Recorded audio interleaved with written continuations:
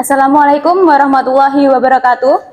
Pengadilan Negeri Jakarta Selatan kelas 1A, tata tertib dalam persidangan. 1. Setiap pengunjung di ruang sidang wajib menunjukkan sikap hormat pada pengadilan. 2. Setiap pengunjung wajib berpakaian sopan di persidangan dan tidak bertopi. 3. Pengunjung dilarang merokok, makan, dan membaca koran di ruang sidang. 4. Pengunjung dilarang membuat kegaduhan di dalam ruang sidang. 5. Pengunjung tidak diperkenankan untuk menerima atau menghubungi dengan mempergunakan HP saat persidangan. 6. Dilarang membawa senjata api, senjata tajam, maupun bahkan peledak ataupun bahan yang dapat membahayakan di dalam persidangan. 7. Dilarang membawa anak di bawah umur ke dalam ruang persidangan. 8. Dilarang keluar masuk saat persidangan. 9. Pengambilan gambar atau foto dan atau merekam di ruang seizin majelis hakim atau hakim. 10. Siapapun yang di sidang pengadilan bersikap tidak sesuai martabat pengadilan dan tidak mentaati tata tertib setelah mendapat peringatan dari hakim ketua sidang atas perintahnya yang bersangkutan dikeluarkan dari ruang sidang pasal 218 ayat 2 KUHAP. 11. Dalam hal pelanggaran tata tertib sebagaimana dimaksud ayat 3 bersifat suatu tindak pidana tidak mengurangi kemungkinan dilakukan penuntutan terhadap pelaku. Pasal 216 ayat 3 KUHAP.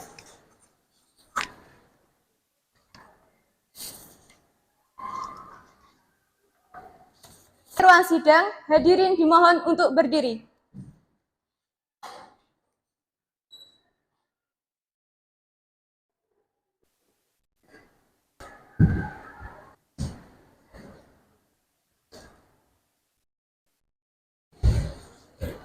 Hadirin dimohon duduk kembali.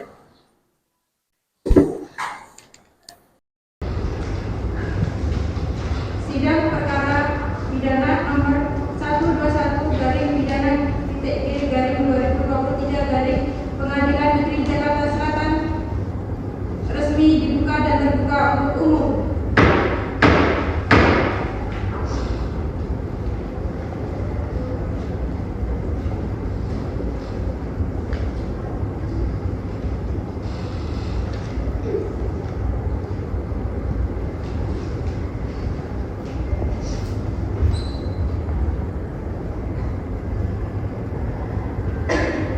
Kepada jaksa penuntut umum, apakah hari ini akan menghadirkan para terdakwa?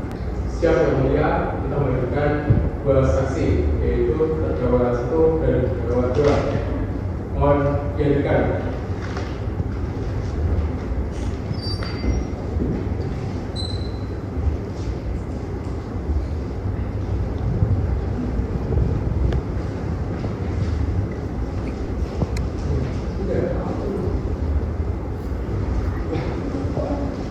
Untuk identitas terdakwa, mohon diserahkan.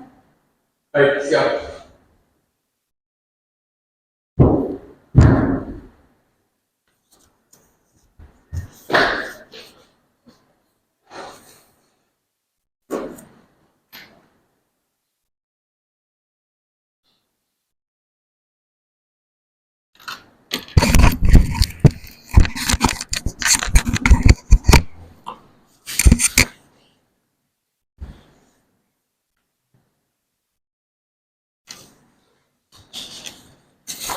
Apakah benar Anda bernama Mario Dandi Satrio? 1. Apakah benar Anda bernama Mario Dandi Satrio? Benar ya, mulia. Tempat tanggal lahir Jakarta 1 Februari 2003. Benar yang mulia. Benar. Tempat tanggal lahir usia 20 tahun. Benar. Benar. Jenis kelamin laki-laki. Benar sekali. Benar. Kebangsaan Indonesia. Benar sekali. Tempat tinggal Jalan Ganesha 2 nomor 12 RT 50 RW 5 Kelurahan Mujamuju, Kementerian Umbul Harjo, Yogyakarta. Benar. Agama Kristen. Benar.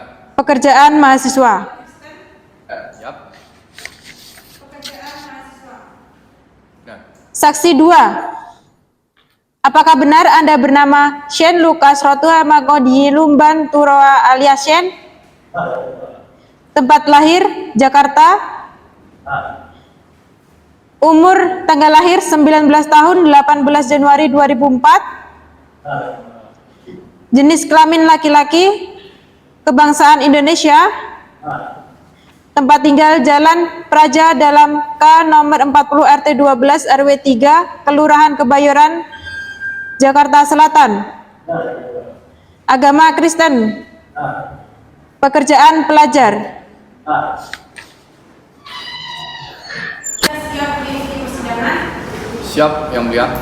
Saksi 2, apakah Anda siap mengikuti persidangan? Siap, Yang Mulia.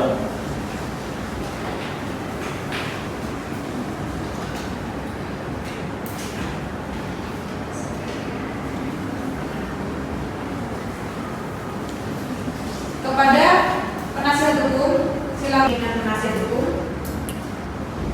Iya, Yang Mulia.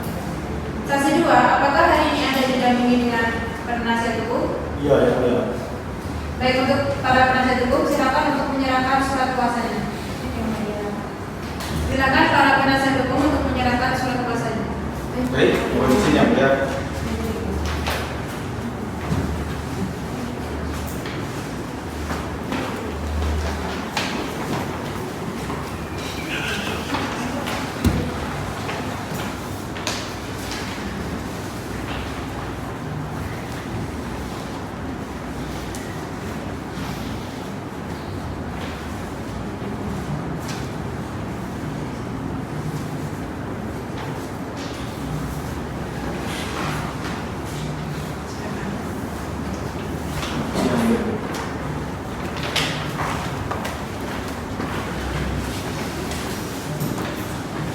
Apakah hari ini Anda telah mendapatkan surat dakwaan? Sudah, Yang Mulia. Sudah, Yang Mulia.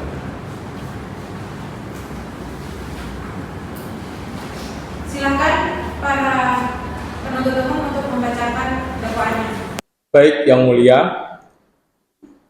terkait surat dakwaan atas nama terdakwa Mario Dendi Satrio alias MGS, dalam hal ini kami selaku penuntut umum yang bertanda tangan di bawah ini berdasarkan hasil penyelidikan dan penyidikan oleh kepolisian menetapkan terdakwa bernama Mario Dendi Satrio MGS telah melakukan tindak pidana sebagaimana diatur dan diancam dalam pasal 351 ayat 1 dan atau pasal 170 ayat 1 Kitab Undang-Undang Hukum Pidana.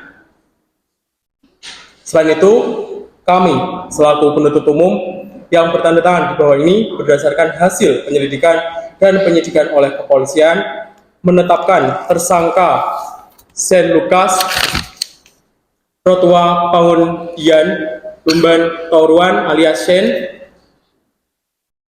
telah melakukan tindak pidana sebagaimana diatur dan diancam dalam pasal 351 ayat 1 dan atau pasal 170 ayat 1 Kitab Undang-Undang Hukum Pidana.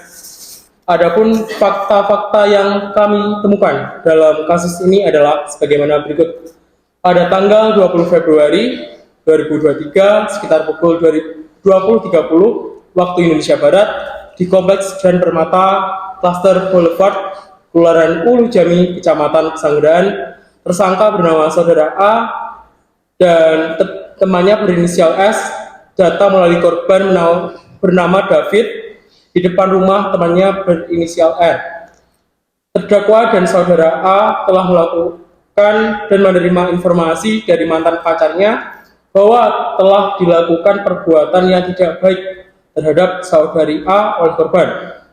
Terdakwa dan Saudara A telah mencoba mengkonfirmasikan hal tersebut kepada korban beberapa hari sebelumnya, namun tidak mendapatkan jawaban dan korban mengatakan tidak bisa bertemu. Saudara A kemudian menghubungi korban pada tanggal 20 Februari dan menyatakan ingin mengembalikan kartu pelajar milik korban. Kemudian korban menyampaikan bahwa saat ini korban sedang berkunjung ke rumah temannya berinisial R. Setelah mendapatkan informasi keberadaan korban, terdakwa bersama Saudara A dan temannya datang menemui korban. Di depan rumah R, Saudara A menghubungi korban, namun korban mengatakan enggan keluar dari rumah R. Kemudian, terdakwa juga berkomunikasi dengan korban dan terjadi perdebatan. Akibatnya, terjadi kekerasan pada korban dengan cara tersangka menendang kaki korban sehingga korban terjatuh. Kemudian, terdakwa memukul korban berkali-kali menggunakan tangan kanan menendang kepala dan menendang perut korban, di mana korban mengalami luka-luka dan dirawat di RS Medika Permata Hijau. Terkait terdakwa saudara Shen, beliau telah melakukan dokumentasi terkait adanya kejadian tersebut, sehingga terdakwa tersebut telah ditangkap juga di Polres Metro Jakarta Selatan dan ditetapkan sebagai tersangka dan ditahan. Berdasarkan fakta-fakta tersebut, kami menetapkan terdakwa telah melakukan tindak pidana penganiayaan sebagaimana diatur dalam pasal 351 ayat 1 KUHP. Itu yang mulia.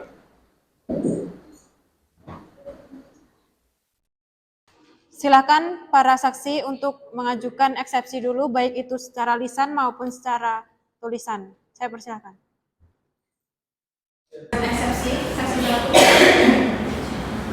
Untuk eksepsi saya serahkan semua kepada penasihat hukum saya. Saksi 2. Saya serahkan kepada penasihat hukum, yang mulia. Bagaimana penasihat hukum? Silakan para penasihat hukum bagaimana? Baik, yang mulia, Baik yang mulia. untuk terdakwa NJS, kami mengajukan eksepsi. Kami dari penasihat hukum Shen Lucas juga akan mengajukan eksepsi. Baik.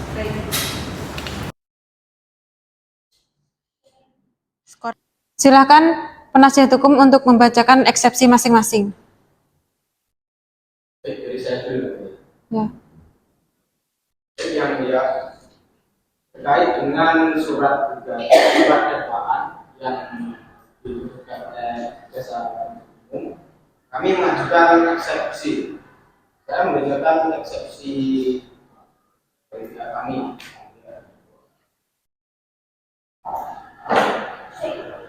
Baik terkait dakwaan JPU, jaksa penuntut umum, kami mengajukan merasa keberatan atas dakwaan yang diberikan karena menurut fakta-fakta yang tercantum di surat dakwaan belum sepenuhnya bisa dibuktikan dan melalui bukti-bukti dan keterangan saksi yang masih belum jelas, sehingga terdapat miss di dalamnya, maka surat dakwaan kami mengajukan eksepsi atau keberatan tersebut. Dan yang kedua yang mulia, perbuatan yang dilakukan oleh saudara terdakwa MDS ini tergolong hal yang wajar-wajar saja kami, karena di usia remaja adu jotos, perkelahian sering terjadi di kalangan remaja ini. Apalagi ini menyangkut soal kekasih terdakwa atau pacar, dan yang dilakukan oleh terdakwa ini bermaksud dengan memberi pelajaran kepada korban yang telah melakukan hal yang tidak senonoh terhadap kekasih terdakwa MDS. Hal tersebut seperti yang dinyatakan oleh saudara terdakwa itu berupa pelecehan seksual terhadap kekasihnya. Seperti itu. Seharusnya hal ini juga harus menjadi pertimbangan yang perlu diperhitungkan dan juga perlu diadili. Baik, itu yang mulia yang dari pihak kewajiban keberatan eksepsi ini saya sampaikan. Baik, kami dari penasihat hukum Shen Lucas mengajukan eksepsi yang mulia terhadap surat dakwaan jaksa penuntut umum, merasa keberatan atas dakwaan yang diberikan karena menurut fakta belum sepenuhnya terdakwa itu terlibat andil dalam penganiayaan yang mengakibatkan luka berat. Karena terdakwa hanya mengabadikan momen saja saat itu, maka surat dakwaan ajukan eksepsi atau keberatan. Yang kedua, perbuatan yang dilakukan terdakwa Shen itu tidak terbukti membiarkan, menyuruh, dan turut serta melakukan kekerasan terhadap anak yang mengakibatkan luka berat. Baik, itu saja yang mulia yang kami ajukan dari pihak terdakwa atas keberatan. Mohon untuk diadili dan diperhitungkan terlebih dahulu. Terima kasih. Silakan untuk berkas eksepsi diserahkan kepada JPU dan hakim.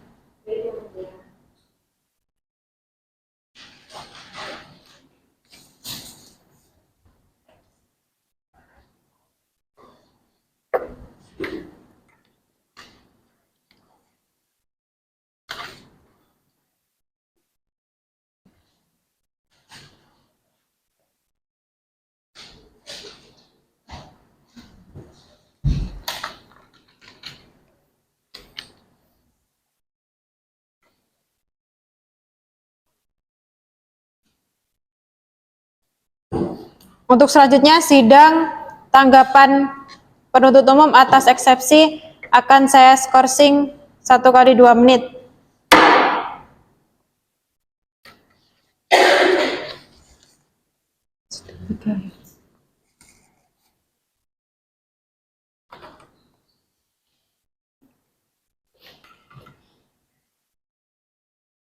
Skorsing saya cabut.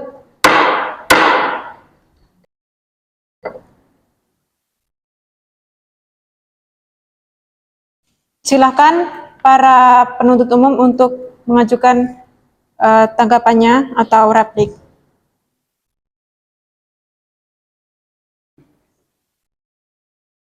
Baik, kondisi pemuda majelis hakim yang kami muliakan, saudara di penasihat hukum yang kami hormati dan sidang pengadilan yang terhormat. Sesuai dengan acara persidangan yang telah ditetapkan, maka pada kesempatan ini jaksa penuntut umum akan memberikan tanggapan terhadap eksepsi dari penasihat hukum terdakwa Regi, bahwa di penasihat hukum para terdakwa dalam eksepsinya dibuka persidangan pada tanggal 16 Oktober 2023 dan berkesimpulan sebagai berikut: bahwa dakwaan dari jaksa penuntut umum kabur atau obskur legal, sebab perkara ini bukanlah perkara perdata, namun perkara penganiayaan yang termasuk dalam perkara pidana, bahwa jaksa penuntut umum lalu mendramatisir dakwaan dan cenderung dari pokok perkara, bahwa dakwaan jaksa penuntut umum tidak memenuhi kaidah-kaidah penyusunan surat dakwaan sehingga menyesuaikan, menyesatkan, dan cenderung asal-asalan saja dalam penerapan pasal yang mensyaratkan bahwa jaksa penuntut umum tidak memahami duduk perkara dalam perkara ini.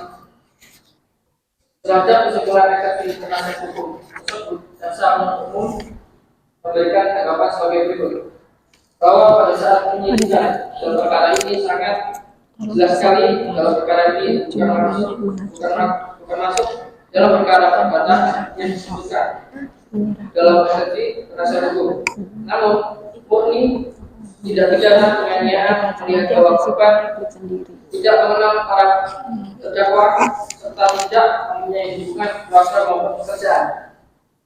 Apakah logis korban yang sama sekali tidak mengenal terdakwa, tidak mempunyai hubungan keluarga maupun pekerjaan, mempunyai hutang dengan terdakwa, sehingga surat dakwaan jaksa penuntut umum sudah jelas dan tidak kabur, bahwa pada saat penyidikan dalam perkara ini yang kemudian dituangkan dalam surat dakwaan sudah sesuai dengan fakta yang ada, sehingga tidak ada unsur mendramatisir seperti yang dituduhkan oleh penasihat hukum dalam eksepsinya, bahwa dalam menyusun surat dakwaan jaksa penuntut umum sudah sesuai dengan kaidah penyusunan surat dakwaan yang ada, sehingga tidak ada unsur menyesatkan apalagi asal-asalan dalam dakwaan, karena jaksa penuntut umum dalam surat dakwaannya sesuai dengan fakta dan hasil penyidikan, bahwa dengan demikian surat dakwaan jaksa penuntut umum adalah sah menurut hukum.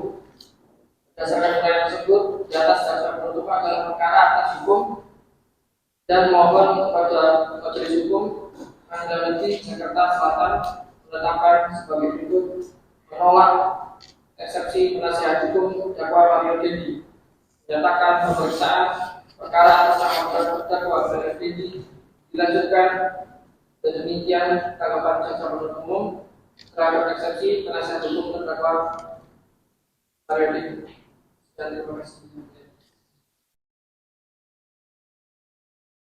Silakan penasihat hukum untuk menyampaikan tanggapannya atas yang telah disampaikan oleh penuntut umum.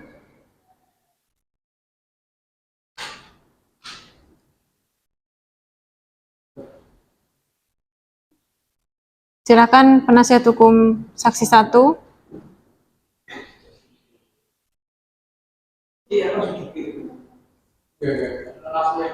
Baik, yang mulia kami terima Saksi 1 untuk menyampaikan tanggapannya atas yang disampaikan oleh penuntut umum. Baik, Yang Mulia, saya kira akan disampaikan umum menerima dari pihak kelas 1 secara dilanjutkan ke persidangan. Silakan. Baik, Yang Mulia,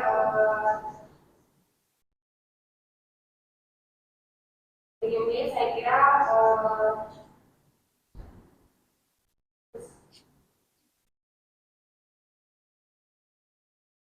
Yang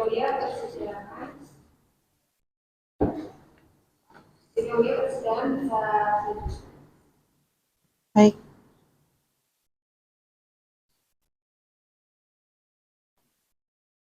Dengan ini, Majelis Hakim akan melaksanakan musyawarah majelis. Saya akan skor 1 kali 5 menit.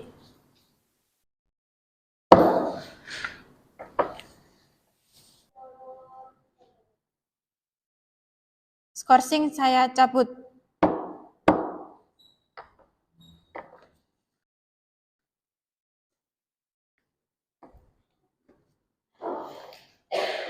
Berdasarkan musyawarah Majelis Hakim, dari Majelis Hakim menerima eksepsi yang telah disampaikan oleh penasihat hukum.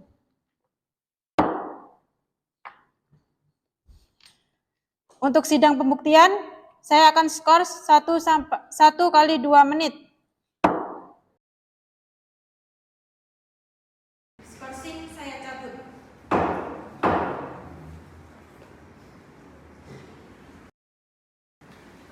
Silakan para saksi untuk menempati kursi ulang.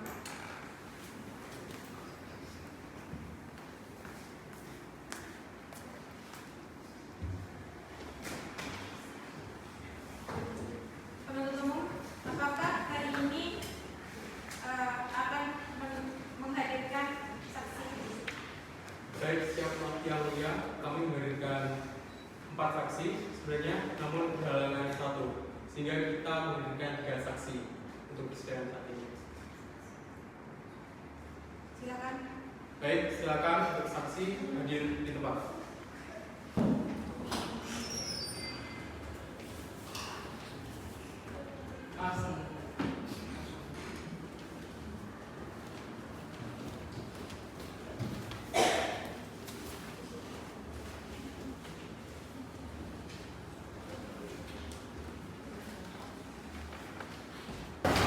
Mohon maaf Yang Mulia, kami hanya bisa menghadirkan 2 saksi karena saksi 3 dan saksi 4 itu berhalangan hadir dikarenakan sakit. Itu Yang Mulia.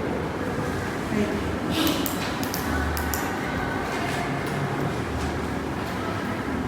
Silakan para saksi untuk menyerahkan identitasnya, menunjukkan bahwa Anda sebagai saksi.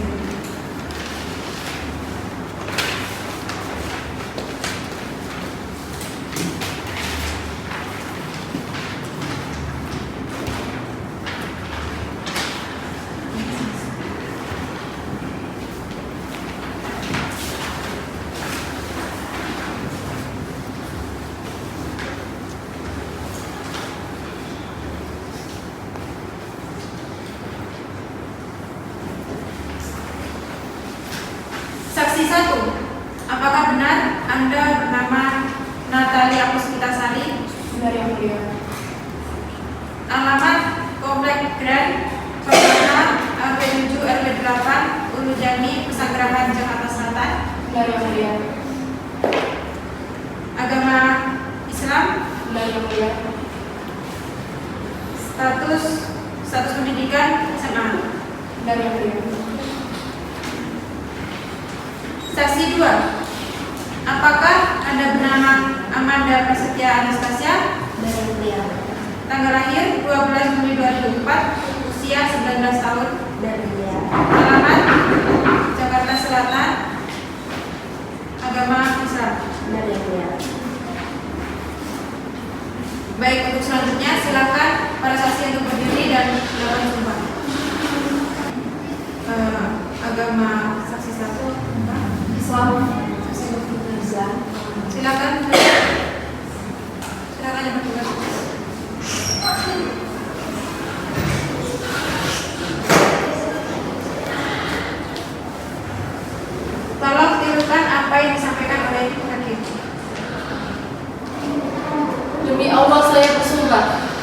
Demi Allah saya bersumpah bahwa saya akan memberikan keterangan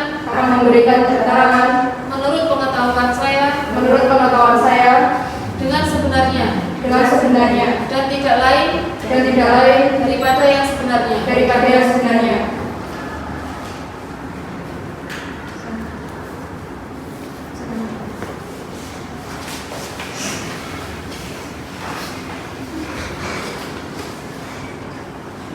Saksi, apakah hari ini dalam keadaan sehat? Sehat yang mulia. Apakah siap untuk mengikuti persidangan? Sehat yang mulia. Baik, untuk selanjutnya saya persilakan kepada penuntut umum untuk menyampaikan beberapa pertanyaan kepada para saksi. Baik yang mulia, mohon izin. Baik, untuk saksi pertama, apakah Anda melihat Mario dan Sen melakukan penganiayaan terhadap Habib? Tidak. Apa yang Anda lakukan ketika kejadian tersebut dan jelaskan secara rinci? Waktu penganiayaan tersebut saya tidak melihat secara detail, tetapi kejadian tersebut terjadi di sekitar rumah saya. Saksi 3, apakah Anda melihat adanya unsur gangguan atau keanehan sebelum atau setelah penganiayaan terjadi? Dan adakah orang lain yang terlibat atau berada di sekitar TKP pada saat kejadian? Sebelum kejadian tidak ada yang mencurigakan, tetapi setelah kejadian saya mendapati video dari terdakwa Shen. Apakah kedua saksi menerima bukti atau mempunyai bukti yang sudah disampaikan tersebut? Silakan dihadirkan buktinya.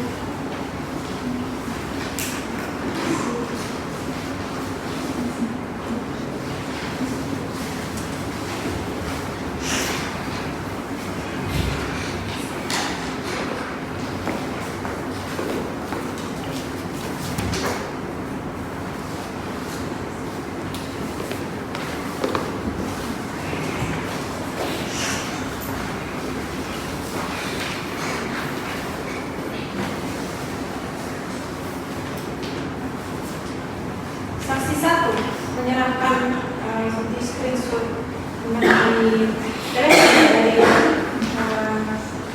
yang dilakukan oleh para terdakwa. Apakah bisa menjelaskan atas bukti tersebut? Saya melihat. Silakan. Pertama itu sang korban ke rumah saya karena rumah saya itu temannya korban.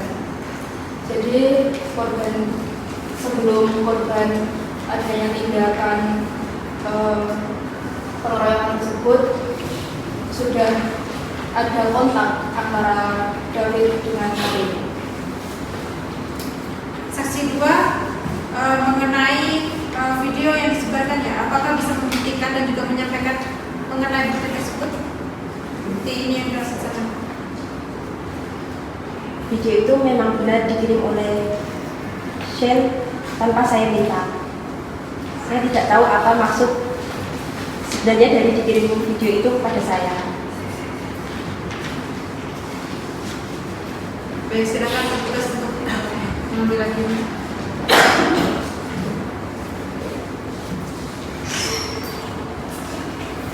Saya persilakan kepada penasihat hukum untuk memberikan beberapa pertanyaan kepada para saksi.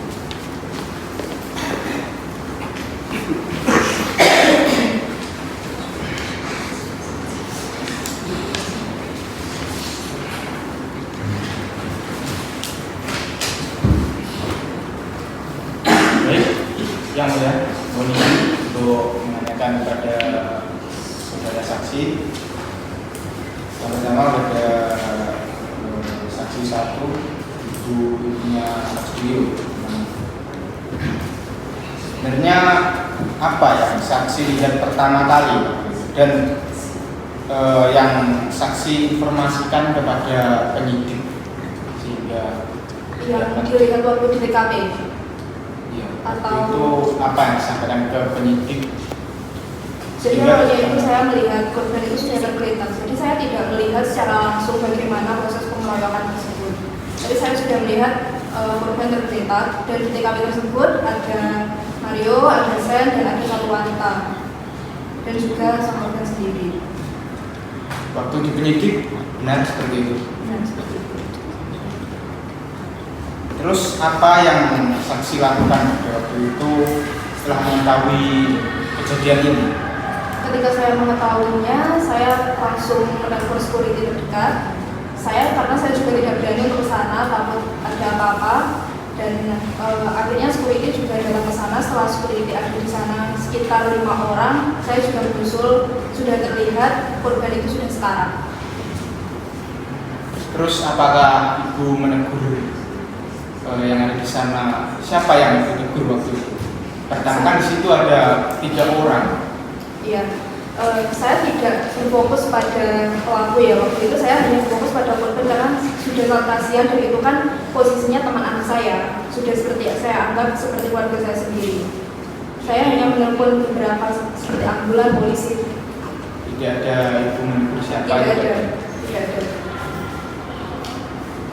Baik, selanjutnya pada saksi 2 ya. Saksi 2 ini sebagai temannya. Nah, saya ingin bertanya, sebenarnya ini ada hubungan khusus apa Anda dengan saudara Sen sehingga saudara Sen ini memilih Anda untuk mengirim rekaman tersebut? Saya beserta terdakwa Mario dan Jen itu satu circle. Setiap main itu selalu bersama. Dan Kalau teman-teman menurut lainnya. Anda sendiri, sebenarnya apa? Kenapa bisa memilih Anda? Ataukah saudara ada hubungan biasa dengan Sen? Tidak tahu yang mulia. Saya merasa tidak terlalu Sebelumnya kan pasti ada chattingan atau gimana? Hubungan yang jelas itu hubungan Anda dengan Sen apa? Tidak, cuma teman biasa. Benar-benar teman pure teman. Lagi PDKT mungkin? Enggak. Penasihat hukum silakan untuk menanyakan sesuatu yang penting ya, jangan menanyakan sangat mendalam. Nanti silakan. Terus selanjutnya baik dengan saksi Anda.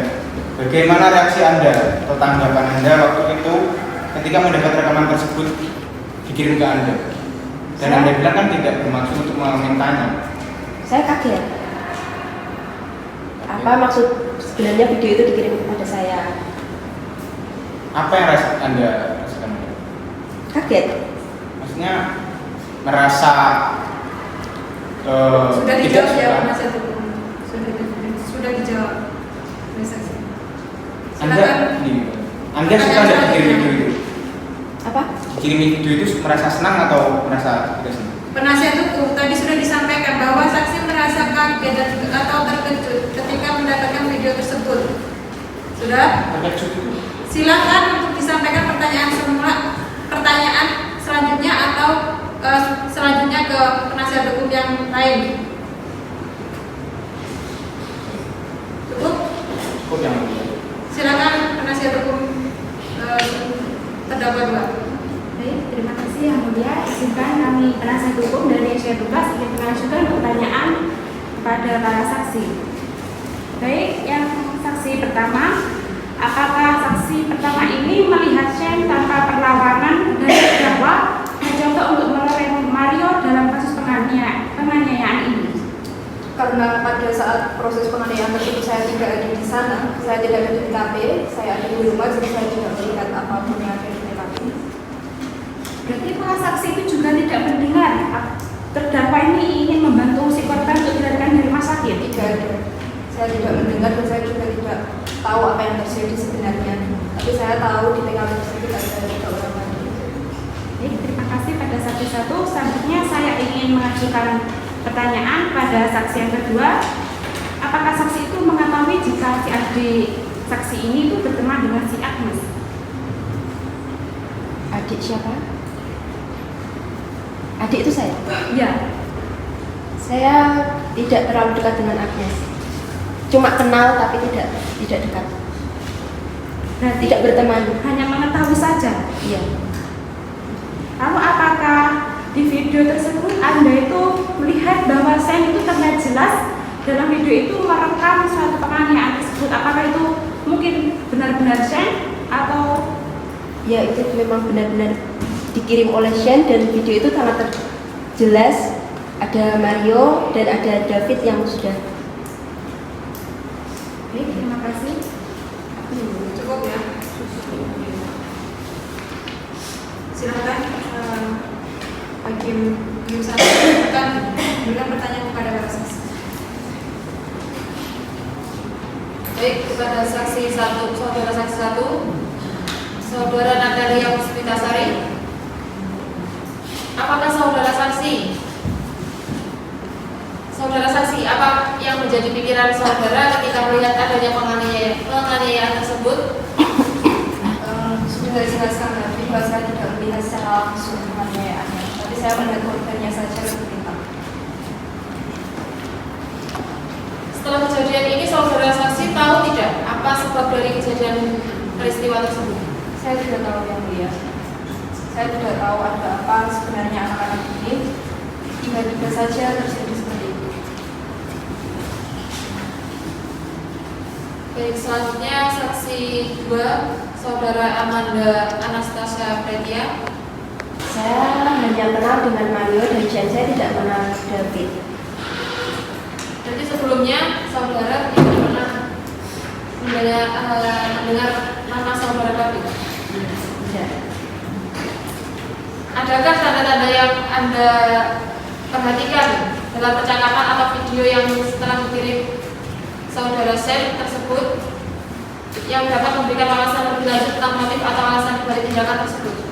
Video tersebut diambil dari jarak jauh, jadi suara itu sudah tercampur dengan angin dan kendaraan-kendaraan yang ada di jauhnya itu. Baik, cukup.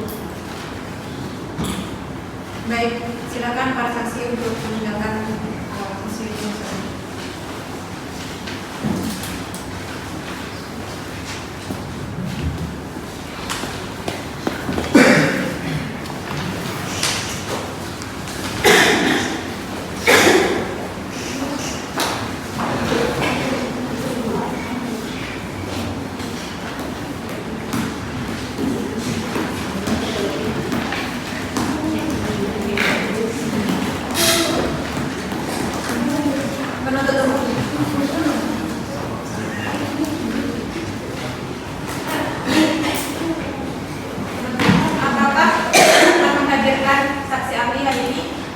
Baik, siap yang mulia.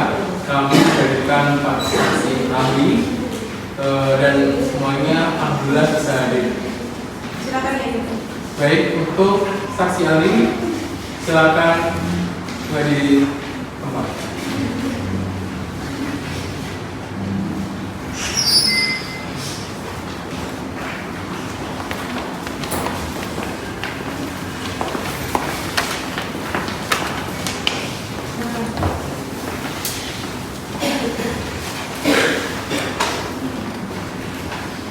Silakan para saksi untuk menyerahkan identitasnya.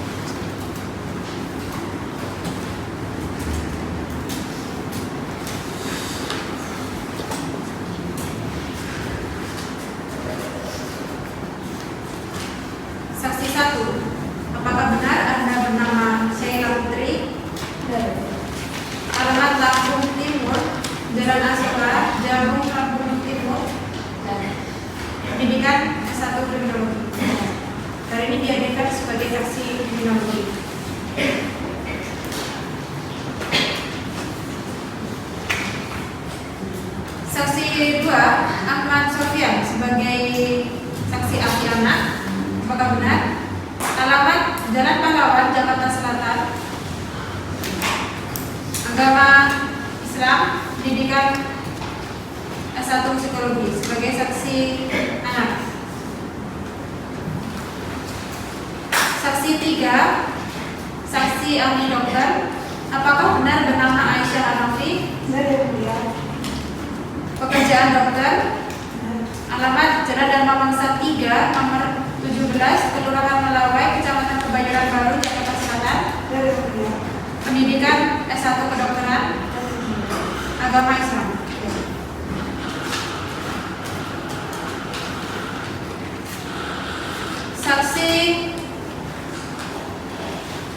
Saksi 4, nama Reza Indragiri Amiril SC. Benar? Tempat tanggal lahir di Jakarta 19 Desember 1974. Alamat Jakarta Barat nomor 3. Agama Islam. Pendidikan S2 Psikologi Forensik. Baik, silakan para saksi untuk berdiri untuk dikenalkan semua.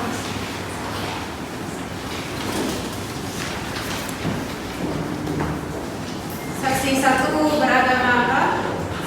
Saksi 2, Islam. Saksi 3, saksi 4. Silakan yang bertugas. Silakan tirukan apa yang hakim ucapkan.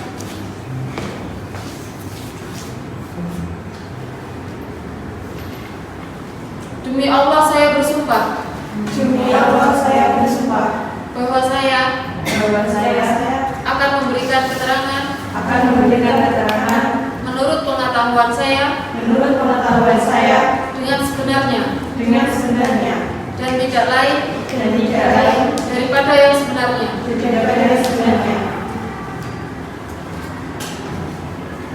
Silakan.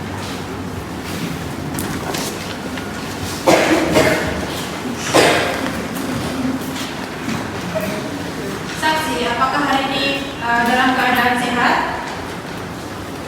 Siap ya. Sehat ya? Apakah siap untuk mengikuti persidangan? Siap. Baik, untuk selanjutnya silakan penuntut umum untuk mengajukan beberapa pertanyaan kepada saksi ahli. Yang mulia, kepada ahli kriminologi, berdasarkan pengalaman Anda sebagai kriminologi, apakah tindakan yang dilakukan dengan Joe dapat dikategorikan sebagai tindakan kekerasan fisik yang spontan? Tindak kekerasan dilakukan oleh Mario dan Zen ini termasuk dalam kategori antisosial berbahaya, yaitu sebuah perilaku ketika seseorang tidak mempertimbangkan lemah dan melanggar hak orang lain. Apakah tindakan tersebut ada pengaruh faktor lingkungan sehingga mempengaruhi tindakan kriminal yang dilakukan oleh Mario? Jadi kasus tersebut juga bisa dikatakan pengaruh dari faktor lingkungan karena melalui pengasuhan yang permisif makin membuat anak menjadi melakukan rasa suka hati meski tidak kekerasan. Pengasuhan yang cenderung permisif, misalnya anak sebagai tidak memberikan aturan yang jelas dan tegas, cenderung memanjakan sehingga remaja bisa melakukan kekerasan terhadap remaja lainnya. Terima kasih. Kepada saksi ahli dokter, berdasarkan hasil pemeriksaan medis yang Anda lakukan terhadap korban, apakah ada bukti medis yang mendukung klaim kekerasan yang dialami oleh korban?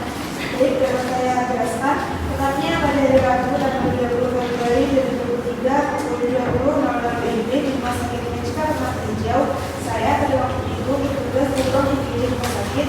Korban datang dua oleh orang yang beliau mengatakan teman dari orang tua korban, tetapi tidak menyebutkan namanya. Korban datang tidak sadarkan diri dan sakit berat. Kemudian pada saat itu langsung melakukan pemeriksaan menyeluruh dan menemukan sejumlah luka lecet. Korban meninggal luka robek.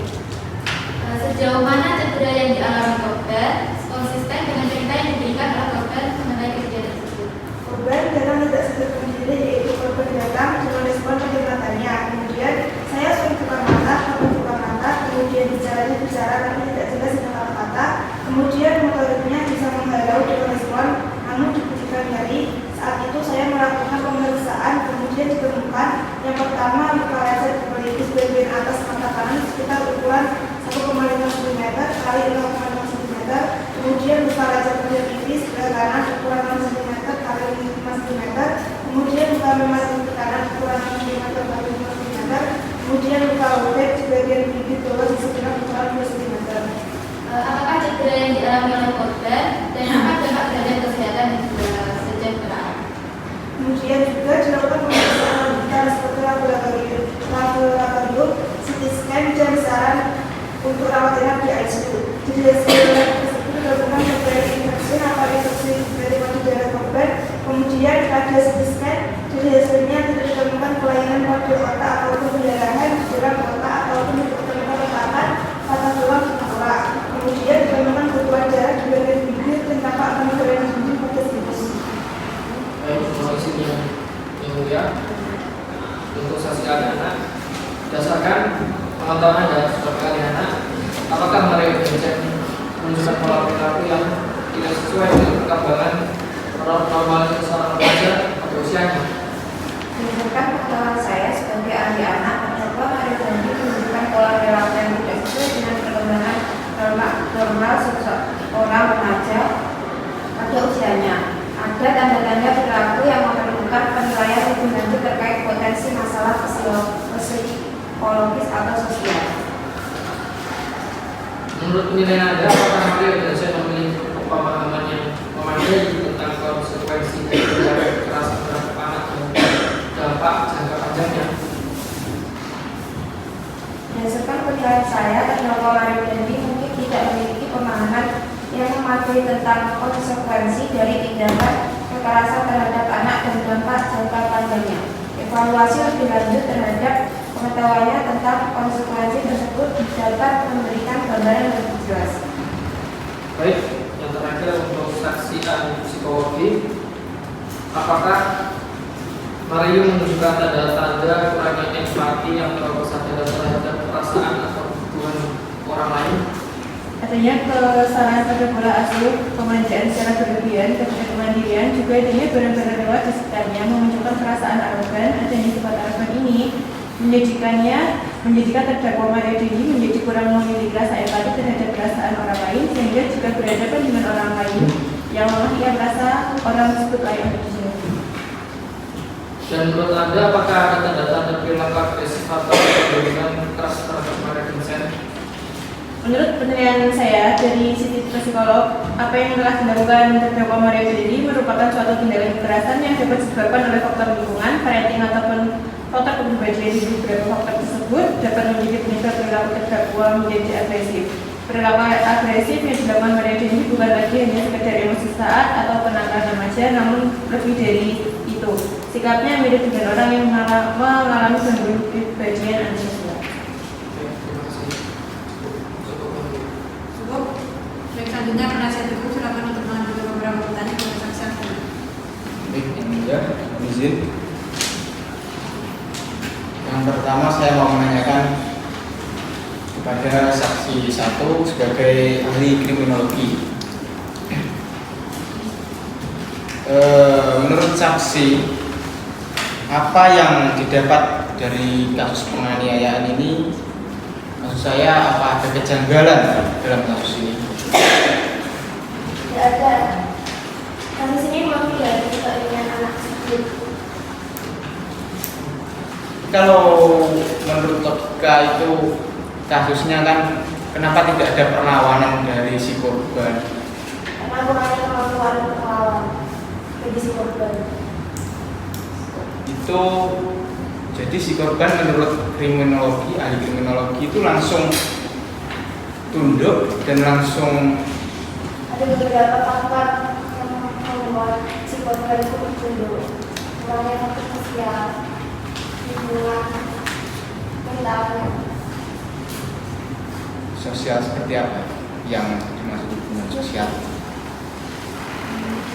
Seperti yang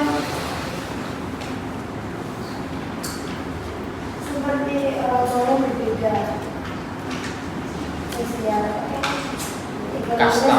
Ya, kastanya berbeda. Baik. Lanjut dengan saksi dokter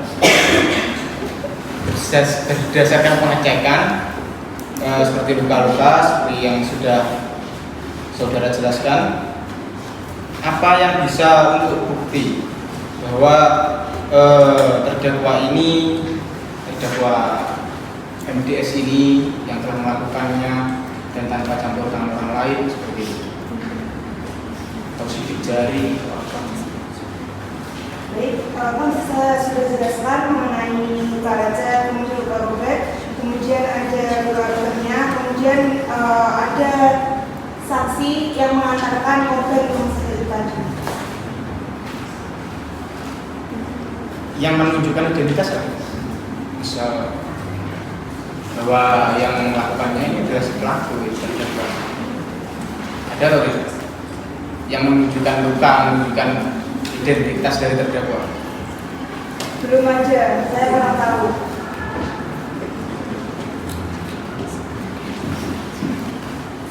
Selanjutnya ada saksi anak.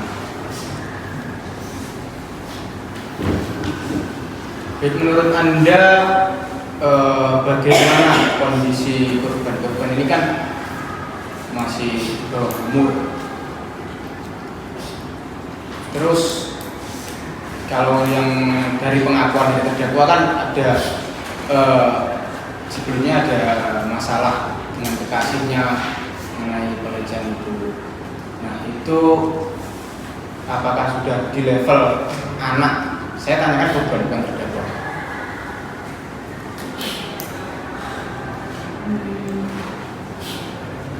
Apakah saksi memahami atas pertanyaan yang disampaikan penasihat hukum? Kalau paham silakan menjawab, kalau tidak silakan tidak perlu dijawab. Silakan.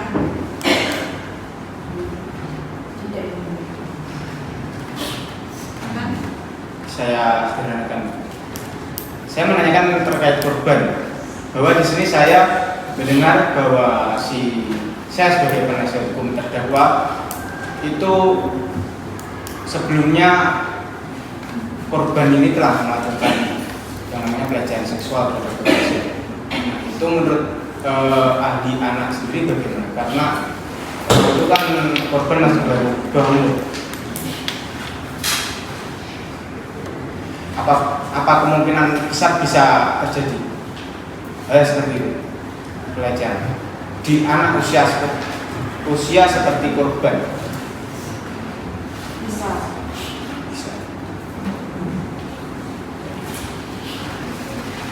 Selanjutnya ada saksi psikologi. Baik, saksi psikologi, saya mau menanyakan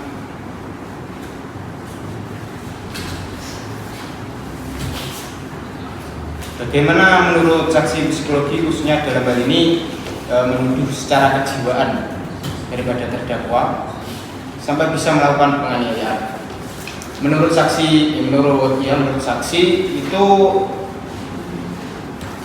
Silakan pertanyaannya dengan berbelit ya. Silakan disampaikan inti dari pertanyaan yang itu tadi yang disampaikan agar tidak lama-lama. Oke? Baik, yang mulia. Dituduhkan karena membalaskan kekasih yang telah dilecehkan. Bagaimana menurut ahli psikologi mengenai kejiwaan si terdakwa?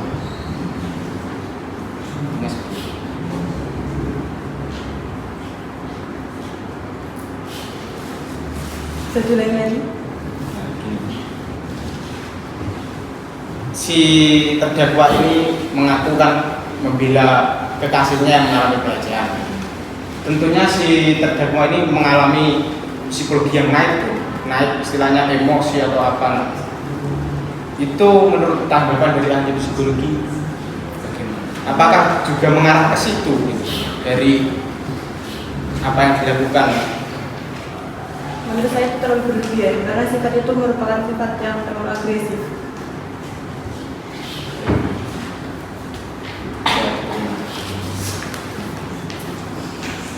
Cukup yang mulia. Selanjutnya silakan menutup saksi. Baik, terima kasih. Amelia. Untuk pertanyaan kepada saksi ahli kriminologi, bagaimana pendapat ahli apabila fakta hukumnya kerjasama itu sudah ada batin dari awal dari si ikut sertakan Shen untuk melakukan perbuatan itu? Apakah itu juga bisa dimasukkan dalam turut serta? Bisa, karena akibatnya perbuatan yang telah terjadi yang dilakukan oleh beberapa orang seharusnya dapat menduga akan terjadi perbuatan melanggar hukum. Sejauh kewajiban seseorang dalam memprediksi ada tindak pidana yang terjadi, maka orang yang melakukan, orang yang menyuruh melakukan, dan orang yang dibujuk melakukan, kalau orang yang dibujuk mampu atau tidak mampu untuk melarang suatu perbuatan tersebut, jadi sejauh ini membahayakan kepentingan dirinya sendiri atau orang lain yang ada di situ, maka itu bisa dikatakan membantu melakukannya. Bagaimana tolak ukur tentang kewajaran apabila saat dari awal tidak ada suatu persekongkolan dan tidak ada suatu pembagian tugas bahwa kamu harus melakukan ini yang dilakukan oleh dua orang. Lalu bagaimana tolak ukur kewajaran dari segi hukum atau segi psikologi? Dari segi hukum, kewajaran bisa dinilai berdasarkan apakah tindakan melanggar hukum atau kontrak yang mungkin ada. Jika tidak ada persekongkolan atau pembagian tugas yang jelas, hal tersebut bisa menciptakan kebingungan atau ambiguitas. Dari segi psikologi, kewajaran bisa dinilai dari perspektif keadilan dan perasaan keterlibatan. Jika satu pihak merasa tidak adil karena tidak ada kesepakatan yang jelas, hal itu dapat mempengaruhi motivasi dan kesejahteraan psikologis. Penting untuk mencari solusi yang adil dan transparan dalam hal ini, baik melalui komunikasi untuk mencapai pengalaman bersama atau melibatkan pihak ketiga jika diperlukan. Ya, baik, cukup. Selanjutnya untuk pertanyaan kepada saksi dokter.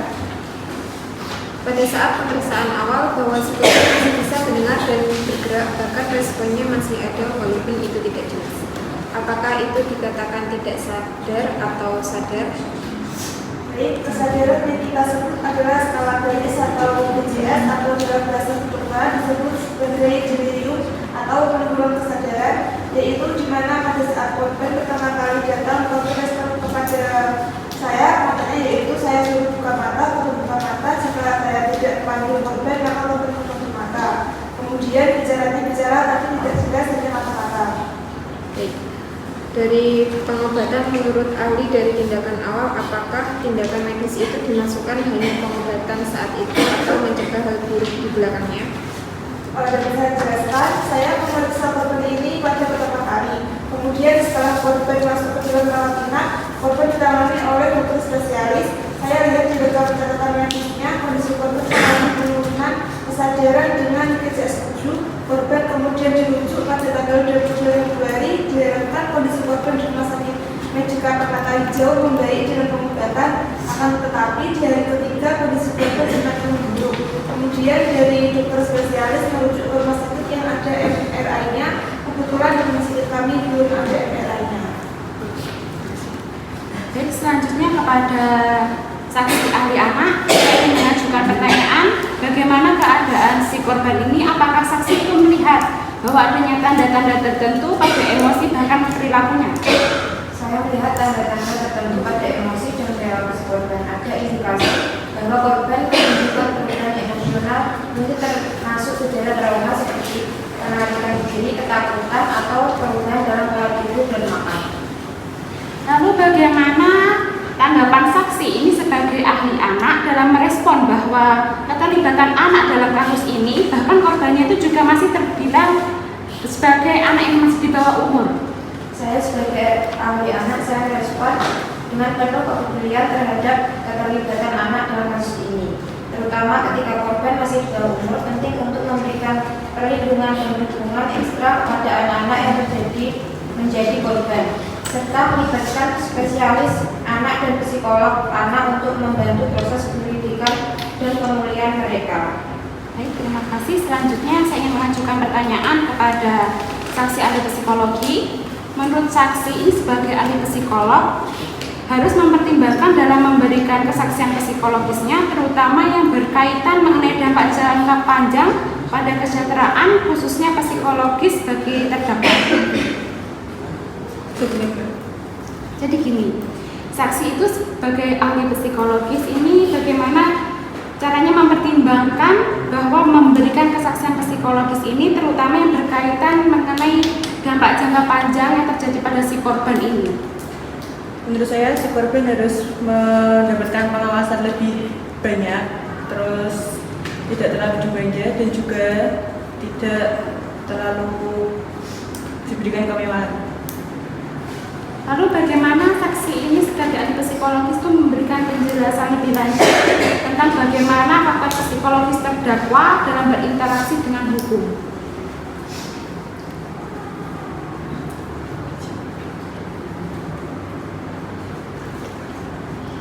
Bagaimana saksi? Tidak dijawab? Baik, cukup ya? Saya cukup yang mulia. Baik, silakan. Baik, untuk saksi ahli kriminologi, menurut saudara, bagaimana saudara menilai tingkat kekerasan dalam kasus penganiayaan oleh terdakwa berdasarkan karakteristik kejahatan tersebut? Dari sosial hari adalah penyebab salah satunya adanya termasuk orang tua yang memperhatikan pertumbuhan emosional anak sejak kecil sehingga yang dilakukan oleh Maria Dendi ini kekerasan dilakukan ya dasar adalah kejahatan karena bisa menjadikan seseorang.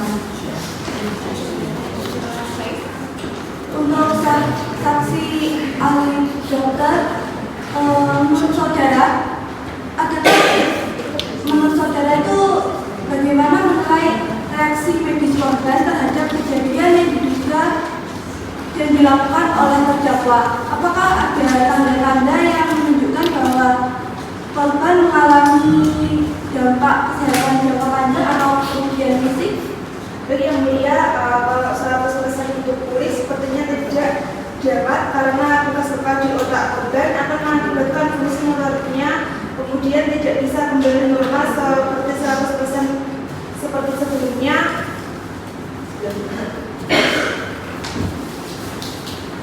Untuk saksi ahli anak, sebagai saksi ahli anak, apakah saudara dapat menjelaskan secara rinci kondisi kesehatan mental dan fisik korban setelah kejadian penganiayaan yang dilakukan oleh terdakwa tersebut?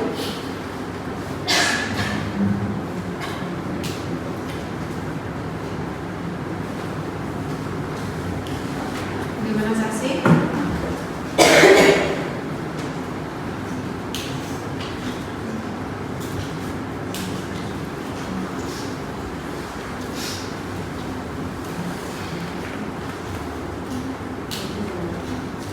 Bagaimana saksi? Apakah dijawab atau tidak dijawab?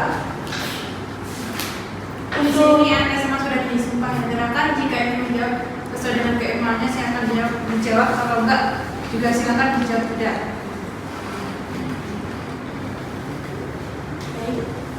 Untuk saksi ahli psikologi, apakah saudara melihat adanya tanda-tanda gangguan mental atau kondisi psikologis lain yang dapat memainkan peran dalam tindakan kekerasan yang dilakukan oleh terdakwa?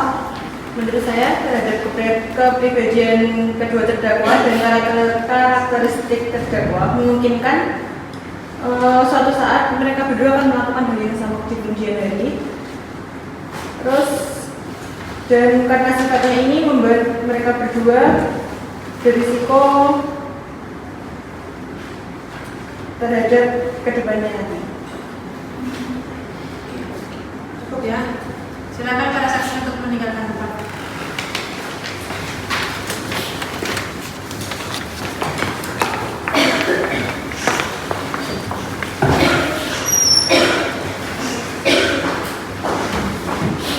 Untuk sidang selanjutnya, yakni sidang mendatangkan saksi meringankan, skorsing 1/2 menit.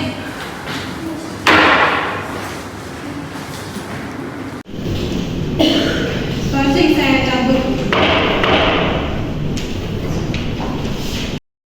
Saksi Teguh, apakah hari ini dapat menghadirkan saksi meringankan? Baik, yang mulia. Bagaimana? Silakan dihadirkan.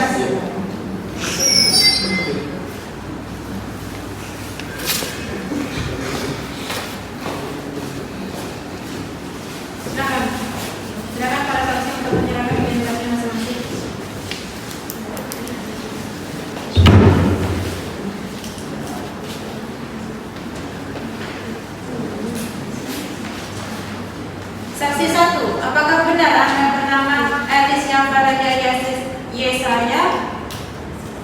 Iya benar yang mulia. Alamat Jalan Taman Marga Satwa Raya nomor 3B RT 2 3 Jati Padang Pasar Minggu Jakarta Selatan. Benar yang mulia. Agama Kristen. Benar. Pendidikan SMK. Pendidikan SMK. Iya benar. Saksi 2, apakah benar Anda bernama Putri Andi Jalil Ginting? Benar yang mulia. Alamat Jalan Cilandak Tengah, Kecamatan Cilandak, Jakarta Selatan. Benar yang mulia. Pendidikan SMA. Iya benar. Pekerjaan mahasiswa agama Kristen. Benar. Silakan saksi berdiri untuk melakukan sumpah. Silakan yang bertugas.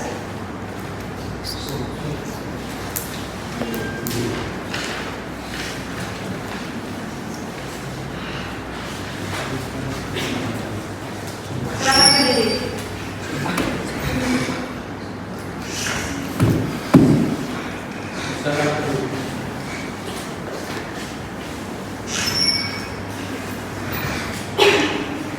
Silakan tirukan ucapan dari hakim. Demi Allah, Bapa, Putra, dan Roh Kudus, saya berjanji bahwa saya sebagai saksi akan memberikan keterangan menurut pengetahuan saya yang sebaik-baiknya, tidak lain dari yang sebaik-baiknya. Jika saya berdusta, saya akan mendapatkan hukuman dari Tuhan. Silakan.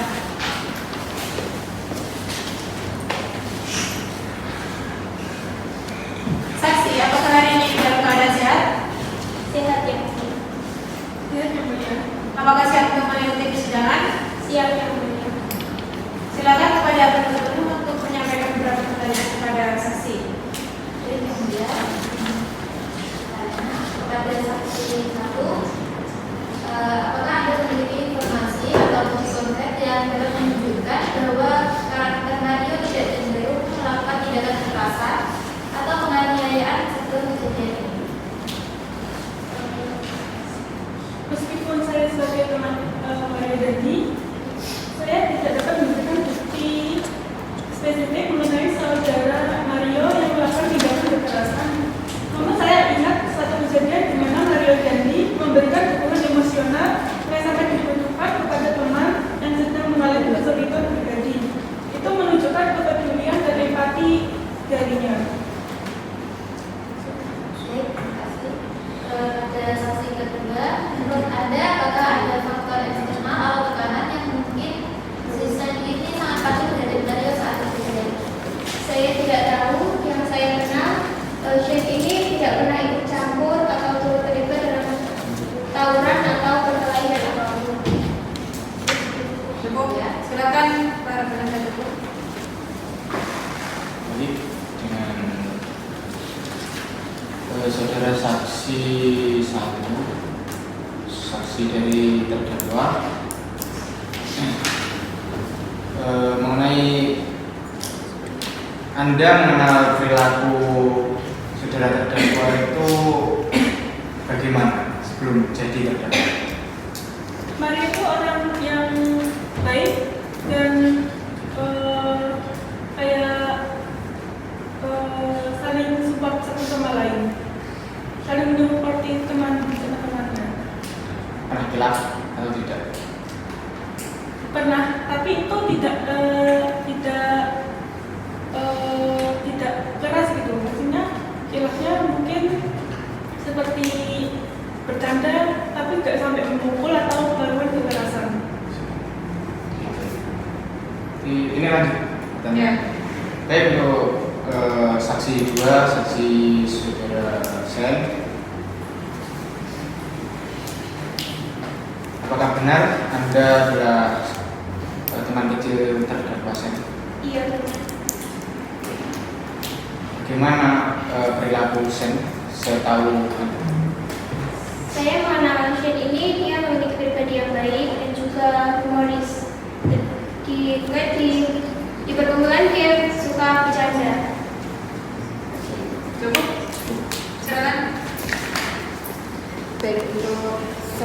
pertama untuk terdakwa Mario.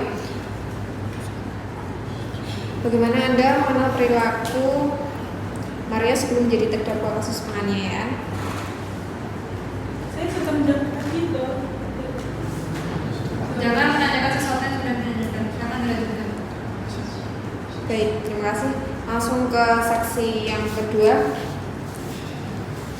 Untuk dari terdakwa Shen, bagaimana Anda mengenal perilaku Shen sebelum menjadi terdakwa kasus penganiayaan? Tadi saya sudah bilang dia itu memiliki pribadi yang baik dan juga dia suka menolong temannya. Yang ketika misal saya butuh bantuan Shen, terus telepon dia kayak segera datang untuk membantu. Baik, cukup, terima kasih. Cukup? Baik, silakan. Untuk saksi yang pertama, sebagai teman saudara terdakwa Mario, apakah semasa mengenalnya saudara Mario pernah menyakiti perasaan saudara atau menyinggung atau bersikap temperamental kepada saudara saksi? Sampaikan faktanya. Baik, yang mulia, sebagai teman saudara Mario, saya tidak pernah merasa bahwa dia pernah menyakiti perasaan, menyinggung atau bersikap temperamental terhadap saya. Mario selalu terlihat sebagai orang yang ramah, sopan dan mudah bergaul. Dia selalu siap membantu dan mendengarkan ketika saya membutuhkan seseorang untuk berbicara. Kami memiliki hubungan yang baik dan saling mendukung satu sama lain. Oke, untuk saksi yang kedua, apakah saudara saksi sejak mengenal saudara terdakwa San Lukas, saudara pernah atau tidak melihat sifat kurang baik dari saudara terdakwa? Jika tidak, apa yang dapat membenarkan bahwa saudara San Lukas ini dikenal sebagai sosok yang baik?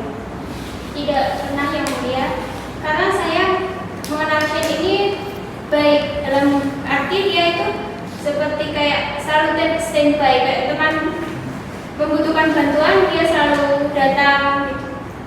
Seperti itu. Cukup? Silakan saksi kembali ke tempat.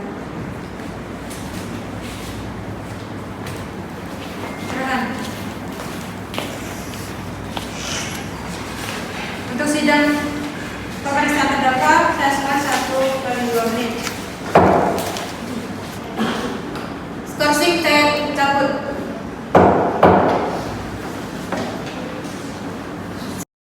Silakan penasihat hukum untuk menghadirkan saksi, menghadirkan terdakwa untuk kursi pemeriksaan. Silakan.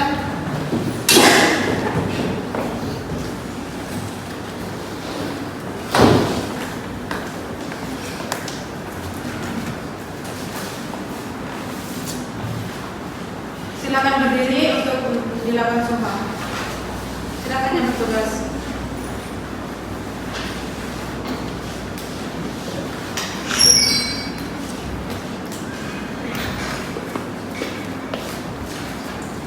Silakan ikuti yang diucapkan lagi. Demi Allah, Bapa, Putra, dan Roh Kudus, saya berjanji bahwa saya sebagai ahli atau saksi akan memberikan keterangan menurut pengetahuan saya sebaik-baiknya, tidak lain dari yang sebaik-baiknya. Jika saya berdusta, saya akan mendapatkan hukuman dari Tuhan. Silakan.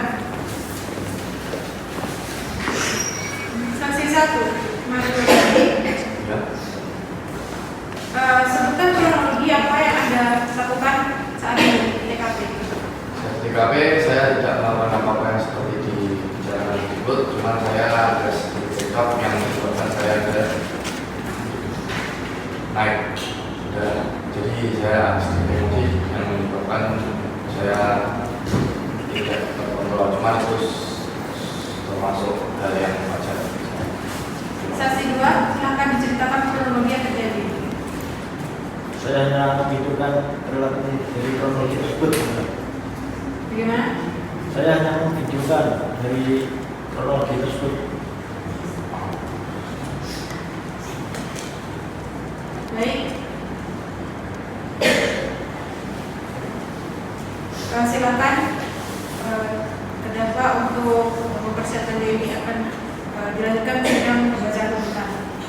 Silakan kembali ke tempat.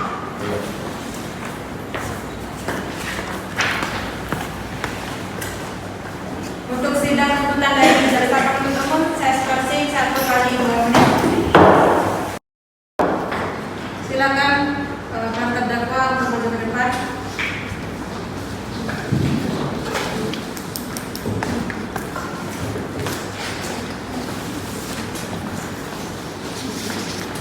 Silakan penuntut umum untuk membacakan tuntutannya. Baik, Yang Mulia, mohon izin.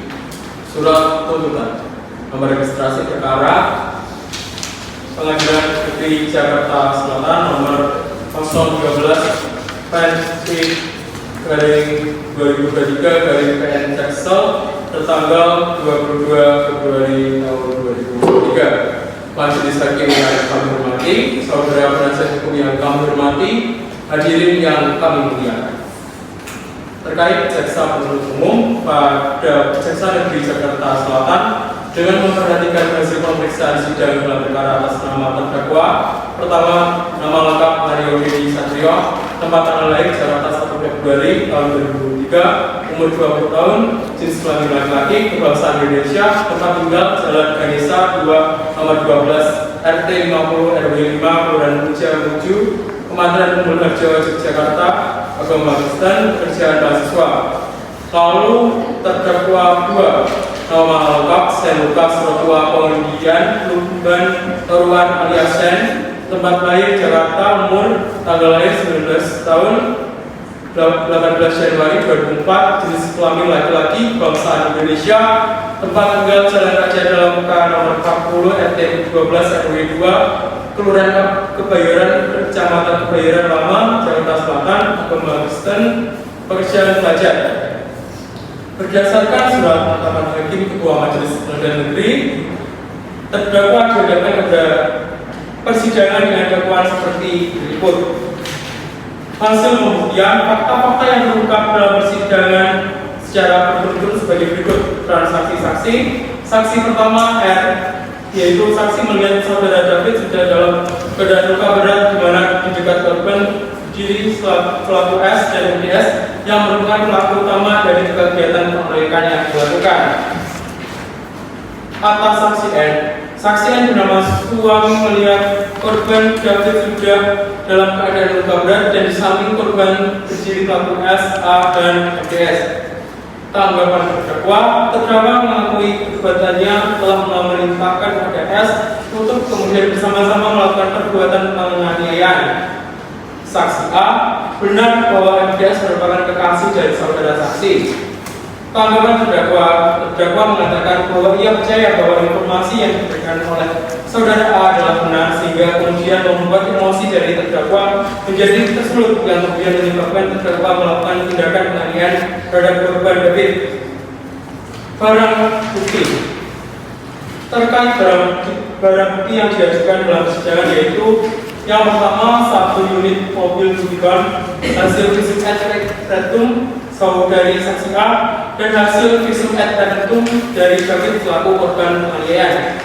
Analisis fakta majelis hakim yang terhormat, berdasarkan fakta-fakta yang terungkap di persidangan, maka dapat disimpulkan bahwa saudara A memberikan informasi kepada terdakwa DS mengenai pembuktian tidak senonoh yang dilakukan oleh korban David kepadanya. Terdakwa MDS telah mengakui perbuatan penganiayaan yang diakuinya oleh kepada saudara MDS. Analisis juridis berdasarkan fakta-fakta tersebut di atas, maka sampailah kami kepada pembuktian mengenai unsur-unsur pidana yang didakwakan, bahwa pasal yang dituntut adalah pasal 354 KUHP dengan unsur barang siapa dengan sengaja melukai berat orang lain merupakan kewajiban dari jaksa penuntut umum untuk membuktikan surat dakwaan dan membuktikan unsur-unsur pasal 354. Berdasarkan fakta-fakta untuk unsur barang siapa, unsur dengan sengaja melukai berat orang lain, maka hal-hal yang memberatkan. Yang pertama, perbuatan yang dilakukan oleh terdakwa DS menyebabkan kerugian material bagi keluarga David. Yang kedua, perbuatan yang dilakukan oleh terdakwa DS menyebabkan korban David tidak dapat melaksanakan aktivitasnya. Menuntut pertama, menyatakan terdakwa yang jelas bersalah melakukan tindak pidana penganiayaan berat yang menyebabkan luka berat kepada seseorang sebagaimana diatur dalam pasal 354 KUHP junto pasal 76C junto. Yang kedua, menjatuhkan pidana terhadap terdakwa tersebut dengan pidana penjara selama 5 tahun penjara dengan perintah terdakwa segera ditahan. Cukup itu yang mulia.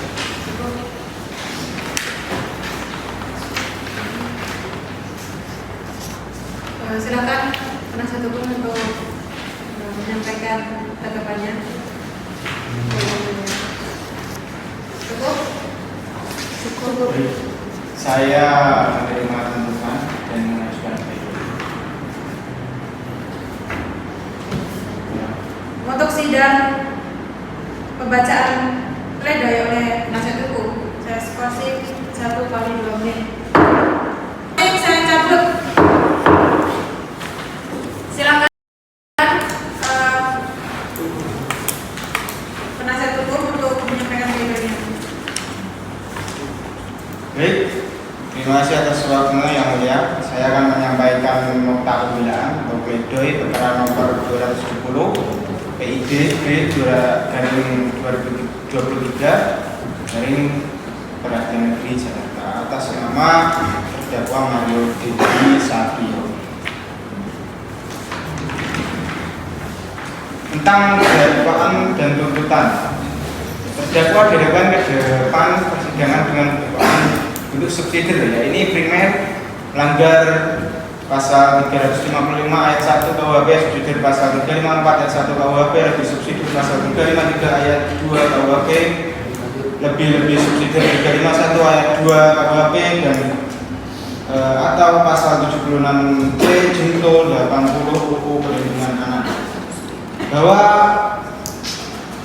jaksa penuntut umum menuntut supaya Majelis Hakim Pengadilan Negeri Jakarta Selatan memeriksa perkara ini, memutuskan menyatakan terdakwa MDS bersalah melakukan tindak pidana penganiayaan berat yang menyebabkan luka berat terhadap seorang sebagaimana diatur dalam pasal 354 KUHP, pasal 76C junto, pasal 80 Undang-Undang 35 tahun 2014 tentang perlindungan anak.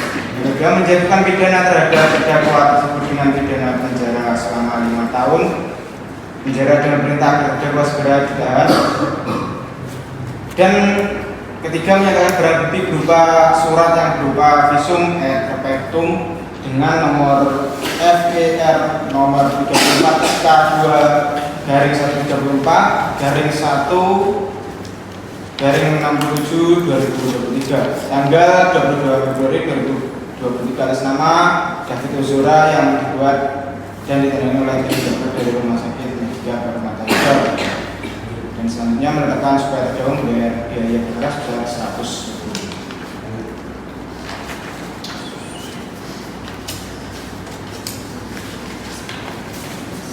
Baik, saya poin. Masih ada lagi? Ada. Silakan. Terkait keterangan terdakwa bahwa terdakwa belum lama kenal dengan korban, bahwa benar terdakwa telah melakukan penganiayaan terhadap korban Kristianto David Ozora Lamutahim dan seterusnya. Penganiayaan juridis pada hari Senin malam Selasa tanggal 20 Februari 2023 terdakwa ingin mengkonfirmasi pada korban apakah benar korban telah melakukan perbuatan yang tidak baik pada pacar terdakwa, bahwa terdakwa mencoba menghubungi korban, dan seterusnya. Kesimpulan adalah maka izin kami selaku penasihat hukum dan terdakwa menyampaikan kesimpulan penutup proses peradilan pidana adalah suatu persidangan yang sangat berbeda dengan proses persidangannya, karena dalam suatu persidangan pidana haruslah dapat diukur seberapa jauh kesalahan yang terdapat pada diri seorang terdakwa pada dugaan tindak pidana yang didakwaan tanpa ada sedikit pun keraguan pada hakim pemeriksa suatu benar tentang hal tersebut. Atas orang tersebut, kita saya selaku penasihat hukum terdakwa mohon kepada majelis hakim yang mulia agar dapat memberikan rasa keadilan kepada terdakwa dan kepada majelis hakim yang mulia mendapat putusan yang seadil-adilnya. Baik, saya sampaikan, terima kasih. Baik, silakan. Baik, terima kasih yang mulia. Saya akan menyampaikan nota pembelaan pledoi nomor registrasi perkara PDM 0122/Jaksel/4/2003 atas nama terdakwa Shane Lucas. Mana di sini perbuatan terdakwa terpaksa dilakukan karena disuruh merekam penganiayaan tersebut oleh Mario. Yang kedua, bahwa terdakwa khilaf dengan apa yang terjadi dan terdakwa telah menulis permintaan maaf secara tertulis yang dibacakan saat persidangan. Yang ketiga, bahwa terdakwa masih anak di bawah umur dan terdakwa belum pernah dipidana maupun dipenjara. Poin yang keempat, bahwa berdasarkan pertimbangan tersebut di atas, maka sekalipun perbuatan terdakwa telah memenuhi rumusan tindak pidana, akan tetapi oleh karena adanya pembelaan terpaksa dari terdakwa, maka perbuatan terdakwa menjadi tidak bersifat melawan hukum. Oleh karenanya, penasihat hukum tidak pula menemukan offset merampas nyawa orang lain pada diri terdakwa dalam unsur ini.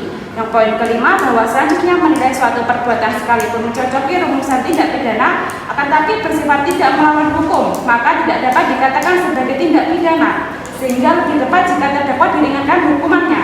Yang poin keenam, bahwa tuntutan jaksa penuntut umum yang menuntut terdakwa selama 5 tahun sangat memberatkan jadi terdakwa, di mana terdakwa merupakan anak yang masih di bawah umur. Terima kasih, Bu. Yang mulia. Baik. Untuk sidang pembacaan oleh penuntut umum, saya sendiri 1 kali 2 menit.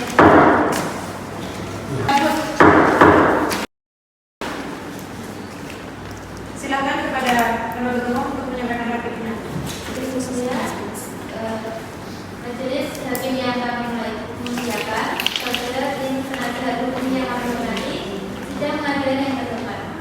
Sesuai dengan acara persidangan yang telah ditetapkan, atas kesempatan ini, jaksa penuntut umum akan memberikan tanggapan terhadap pledoi dari penasihat hukum terdakwa Mario Dandi dan Selva. Bahwa pada saat penyidikan dalam perkara ini, yang kemudian dituangkan dalam surat dakwaan sesuai dengan fakta yang ada, sehingga tidak ada unsur mendramatisir seperti yang diduga oleh penasihat hukum dan dalam pledoinya. Bahwa dalam menyusun surat dakwaan, jaksa penuntut umum sudah sesuai dengan kaidah penyusunan surat dakwaan yang ada, sehingga tidak ada unsur menyesalkan, apalagi asal-asalan dalam mendakwa, karena jaksa penuntut umum dalam surat dakwaannya sesuai dengan fakta dari hasil penyidikan.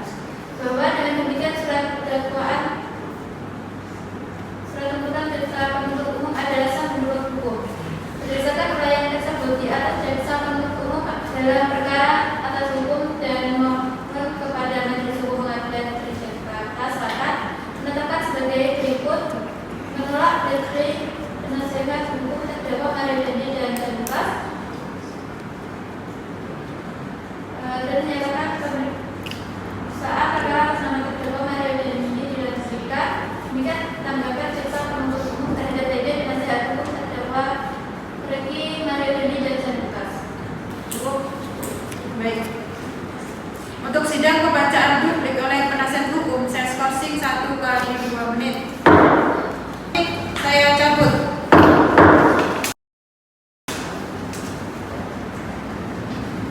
Silakan kepada penasihat hukum untuk menyampaikan dupliknya. Baik, yang mulia, terima kasih atas waktunya. Saya akan menyampaikan duplik yang mulia. Dalam nota pembelaan pledoi yang kami ajukan, telah dijelaskan dengan jelas alasan-alasan dan juga fakta lantas jaksa penuntut umum tidak bisa begitu saja menuduh bahwa eksepsi yang kami nyatakan itu asal-asalan. Maka dari itu kami berusaha bertahan dengan persidangan ini bahkan sampai tahap duplik.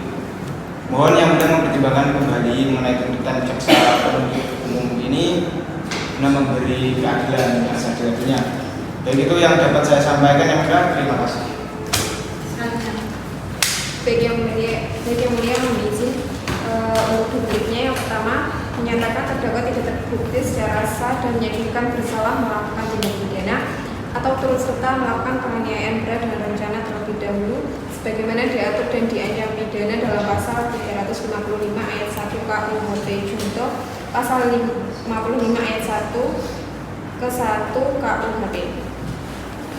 Yang kedua, menyatakan Shane Lucas tidak terbukti melakukan tindak pidana atau terus serta melakukan kegiatan penganiayaan dengan rencana terlebih dahulu yang mengakibatkan luka berat sebagaimana diatur dan diancam pidana dalam pasal 353 ayat 2 KUHP junto pasal 55 ayat 1 ke 1 KUHP.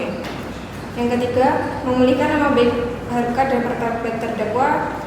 Dan terakhir, meminta majelis hakim untuk membebankan biaya perkara kepada negara. Jika yang mulia hakim berpendapat lain, kami mohon putusan yang seringan dengannya dan seadil-adilnya. Cukup, terima kasih. Untuk sidang putusan hakim, dan skor 1 kali 2 menit.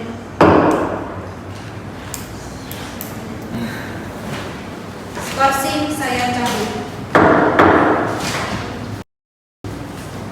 Silakan. Saya untuk nomor 123 garing SP garing MDS garing 10 garing 2023 surat putusan. Pada hari ini tanggal 24 November 2023, Majelis Hakim yang terdiri atas Ketua Rita Aprilia MDSH, anggota 1 Siska Octavia Putri SH, anggota 2 Arifana dan Nurhaliza Putri SH telah menyelesaikan persidangan atas perkara Peradilan Negeri nomor 123 garing Petsus garing 2023 garing PN Citate Selatan, menimbang bahwa sekitar pukul 18.28 WIB, terdakwa Mario Dendi Satrio alias Dendi, saksi Sen Lukas Rotua Pangandian Lombatoruan alias Sen, adalah anak saksi Agnes Desia Harto sampai di perumahan Green Permata Jalan Swardarma Raya, Kelurahan Urjami, Kecamatan Pasanggrahan, Jakarta Selatan. Namun untuk menghindari kecurigaan anak korban, Kristalino David Ozora alias Barang, terdakwa Mario Dendi Satrio alias Dendi, memarkirkan mobil Robuka nomor polisi B120 dir lewat 20 meter dari titik Sherlock yang dikirimkan oleh anak korban Kristalino David Ozora alias Barang. Bahwa saat itu terdakwa Mario Dendi Satrio alias Dendi tampak bersenang-senang saat melakukan kekerasan sadis terhadap anak korban Kristalino David Ozora alias Wareng, dengan seolah-olah sedang melakukan permainan sepak bola. Bahwa kemudian saksi Sen Lukas Rotua Pangandian Lombatoruan menyerahkan handphone yang dipegangnya kepada anak saksi Agnes Gracia Haryanto dan selanjutnya menghampiri terdakwa Mario Dendi Satrio, sedangkan anak saksi Agnes Gracia Haryanto dengan tenang dan sikapnya menggantikan peran terdakwa Sen Lukas. Selanjutnya terdakwa Mario Dendi Satrio terhadap anak korban Kristalino melanjutkan perekaman kekerasan sadis terdakwa. Bahwa tindakan terdakwa yang dilakukan secara premeditas dengan mengambil alih kepemilikan korban saat melakukan penganiayaan hingga menyebabkan luka berat mengindikasi bahwa terdakwa tidak mempunyai rasa empati dan kasih sayang terhadap korban.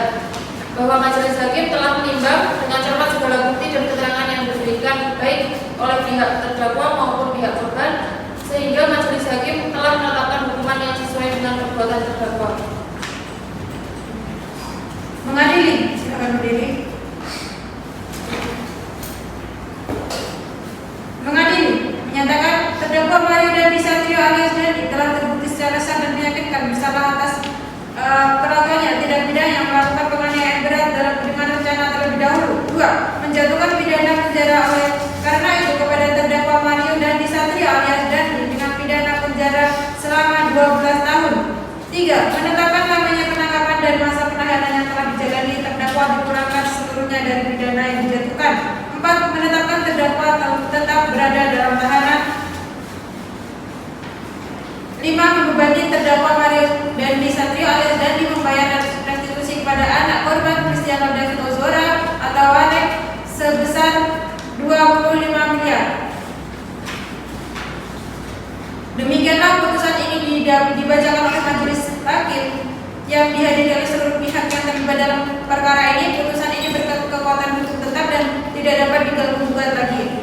Jakarta Selatan 24 November 2023. Ketua Majelis Hakim Rita Priyamadi, anggota 1 Siska Octavia Sarjana Hukum, anggota 2 Arifana dalam Nurhaliza Sarjana Hukum. Apabila pihak saksi merasa keberatan, silakan untuk diajukan upaya hukum. Terima kasih.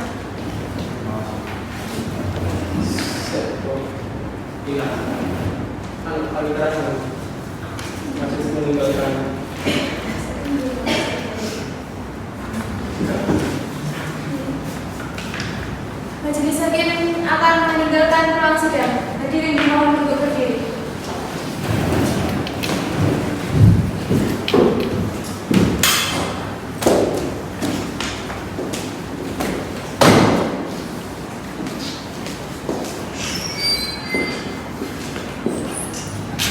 Hadirin dimohon untuk berdiri.